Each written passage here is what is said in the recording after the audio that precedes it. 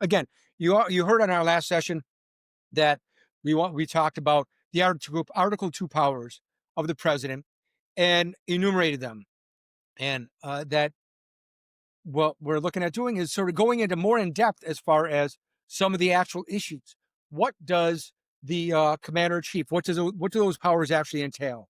The vesting of the executive powers. What is it? What does that actually mean? You know, the whole thing of the ability for the president to faithfully execute the powers that he has and the laws of the United States under his own authority. And So, we try to go at this as we talked about from the beginning. We want to go through, ultimately we're going to go through history and events and individual people, but we wanted to start with the foundational documents, the Declaration of Independence. We want to talk about the Constitution. Those are the foundational pieces of the country, and you need to know that. We're here not as a law school seminar that would keep you in potentially in a position like this in the back of a class somewhere. If someone was just doing a road, then this is what Article 1 says. That wait, did you see me in law school? well, I'll tell you about my law school professor at another time. That's a ixnay on the professor say. So So anyway, at the end of the day, though, again, bring it back to the whole genesis of all this. We want people to be engaged. We want you to know the foundations of the country because we want you to be proud of this country. We want you to, if you're an American, we want you to be proud to be American. If you're not American and you're interested in the country, we want you to be interested and curious about where did this come from? What's going on with this? So be proud to be American. And we're going to go through, as we've done, we do the Declaration of Independence. We call it a rant session. It's like the follow-up. It kind of ties different things in, tells you how the structure and what the formula of it was. How was it drafted? Why was it drafted? And how does it apply today? And here we are doing it with Article 2, executive power as drawn out in the Constitution from 1787. right? I mean, and exactly that. The more and more lately, especially over the past few presidencies, I think going back even to Reagan and forward, that you've had executive authority and executive powers really tested more so than I think that than anyone ever knew. Although looking at the history of it, that you had substantial challenges to presidential authority since the founding of our country.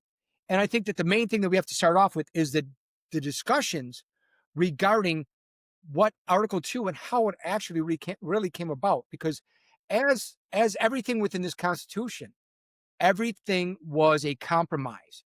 You had the Federalists, you had the Anti-Federalists, you had the Loyalists, you had so many different factions where it makes our Congress look like kumbaya side by side people, because it was just such a discussion. And it's one of those things where nobody that the document came to a compromise on a lot of different things. And the Article 2 is really one where there was a discussion as far as having a panel of people being in charge of the country. Then you had one where how do you get elected, and how long would the terms be, and what are the actual powers, where we didn't want to go and fall into essentially an elected monarchy all over again. Right. So let's go back to the Article 2. It gives the executive authority. And the executive authority is that the president is the commander in chief.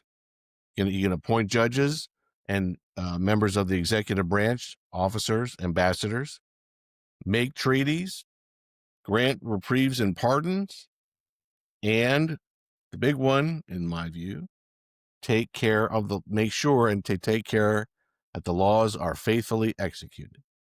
And people always say, Huge. well, Supreme Court justice nominations and this and all important. Don't get me wrong. But at the end of the day, the executive was put in place to make sure that the laws of this country are faithfully executed. Right? and that's huge. I mean, that's a huge thing where that, as we'll discuss, it's a matter of where does that authority end? Where does it begin? Where does it end?